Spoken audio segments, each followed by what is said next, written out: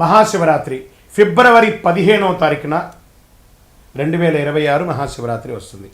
ఇంకా శివరాత్రి అనగానే అందరూ దేవాలయాలకు వెళ్ళి అభిషేకారాధన చేసేసుకొని చాలా అద్భుతంగా చేస్తారు కదా. కాస్త దాని గురించి కొంచెం ఎన్లార్జ్ చేసి చూద్దాం. శివరాత్రి ఒక్క రాత్రి జీవితాన్ని మార్చే శక్తి అండి. ఆ శివుడు గరళకంఠుడు బోళాశంకరుడు మనకందరికీ అనుగ్రహం ఇచ్చే అందరికీ ఒక శుభదినం చెప్పచ్చు. నమస్కారం భక్తులారా. మహాశివరాత్రి అంటే కేవలం ఉపవాసం కాదు, కేవలం జాగరణ కాదు. ఇది మనలో అజ్ఞానాన్ని చీల్చి చెండాడి రాత్రి. ఇది శివతత్వాన్ని అనుభవించే ఒక అద్భుతమైనటువంటి రాత్రి అని కూడా చెప్పచ్చు. శివరాత్రి ఎందుకు అంత ప్రత్యేకమో, ఈ ఒక్కరోజు ఎందుకు జీవితానికి కీలకమో, నిజంగా శివుడు ఏమి ఇస్తాడో మీకు స్పష్టతగా అర్థమవుతుంది ఈ వీడియో పూర్తి చూస్తే. శివ అంటే శుభం, రాత్రి అంటే అజ్ఞానం. ఆ యొక్క శుభాన్ని ఇచ్చే శివుడు అజ్ఞానాన్ని ఇచ్చే ఆ రాత్రిని తొలగించే రాత్రి శివరాత్రి. అజ్ఞానం నశించి శుభతత్వం వెలుగులోకి వచ్చే రాత్రి. ఈ రాత్రి శివుడు పుట్టినరోజు కాదండి, బాగా గుర్తుపెట్టుకొని. వివాహం జరిగిన రోజు మాత్రమే కాదండి, ఇది మన చైతన్యాన్ని మేలుకొలిపే రోజు కూడా. ఈ రాత్రి ఎందుకు అంత శక్తివంతమైనదంటే, పురాణాల ప్రకారం మహాశివరాత్రి నాడు భూమి, ఆకాశం, బ్రహ్మాండ శక్తులు ఒకే లయలో ఉంటాయి. మన శరీరంలో శక్తి సహజంగా పైకి ప్రయాణిస్తాయి. అందుకే ధ్యానం సులభం, మంత్రజపం ప్రభావవంతంగా ఉంటుంది, మనసు నిశ్శబ్దంగా ఉంటుంది. ఇది భక్తి కాదు, శరీరం మనసు యొక్క శాస్త్రం అని కూడా చెప్పచ్చు. శివలింగం రాయి కాదు, దీని గురించి తెలుసుకోవాలి అందరూ కూడా. అది ఆకారం లేని పరమతత్వానికి చిహ్నం, సృష్టికి మొదలు, అనంతం లేని ఒక తత్వం అని కూడా చెప్పచ్చు. అభిషేకం చేయడం అంటే ఏంటిది? నీటితో మన అహంకారాన్ని కడగడము, పాలతో మన కోపాన్ని చల్లార్చడము, బిల్వపత్రంతో మన కోరికలను అర్పించడము. అందుకే శివుడు కోరేది వస్తువులు కాదు, మార్పు.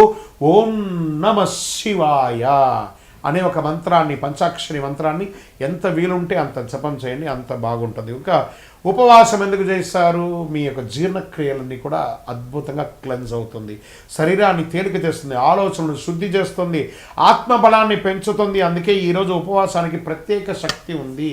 ఉపవాసం అంటే నేను ఉపవాసం అని చెప్పి బాదం పాలు 1 లీటర్ తాగడం, రకరకాల పండ్లు తినడం కాదు.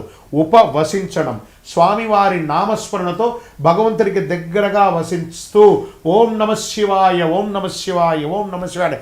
ధనుర్మాసంలో వైకుంఠ ఏకాదశి గాను, మాఘమాసంలో చక్కగా శివరాత్రి గాను 1 నెల రోజుల గ్యాప్లో 2 ఉపవాసాలు ఉండడం వల్ల ఆరోగ్యం, ఎప్పుడైతే ఆహారం పడదో శరీరానికి, ఆటోమేటిక్గా ఆరోగ్యం అనేది క్లెన్స్ అవుతుంది, ఒక ఓవర్ ఆయిల్ లాగా అయిపోతుంది, ఆత్మబలాన్ని పెంచుతుంది. జాగరణ ఎందుకు చేయాలి మరి? శివరాత్రి జాగరణ అంటే నిద్ర లేకపోవడం కాదు, అవగాహనతో ఉండడము. నిద్ర అజ్ఞానం, జాగరణ జ్ఞానం అన్నారు. అందుకే ఈ ఒక్క రాత్రి జాగరణ జీవితంలో ఎన్నో తప్పుల నుంచి కాపాడుతుంది, జాగరణ ఇస్తుంది. ఎవరు శివరాత్రి పూజ చేయాలి? ఉద్యోగ సమస్యలు ఉన్నవారు, ఆరోగ్య సమస్యలు ఉన్నారు, మానసిక ఒత్తిడి ఉన్నారు, కుటుంబ కలహాలు ఉన్నవారు శివుడు సమస్యలతో తీసుకోపోడండి. సమస్యను ఎదుర్కొనే శక్తిని ఇస్తాడు, గుర్తుపెట్టుకోండి. అది శివరాత్రి రోజు చేయండి, ఇదే శివకృప. శివరాత్రి రోజు ఏం చేయాలి? సాధ్యమైనంత వరకు ఉపవాసం ఉండాలి, శివనామస్మరణ చేయాలి, బిల్వపత్రార్చన చేయాలి, కొద్దిసేపు మౌనం ఉండాలి, రాత్రి ధ్యానం లేదా మంచి కథ, శివకథ వినండి చక్కగా. అందుకని సినిమాలకు వెళ్ళి టైం పాస్ చేయడం కాదు.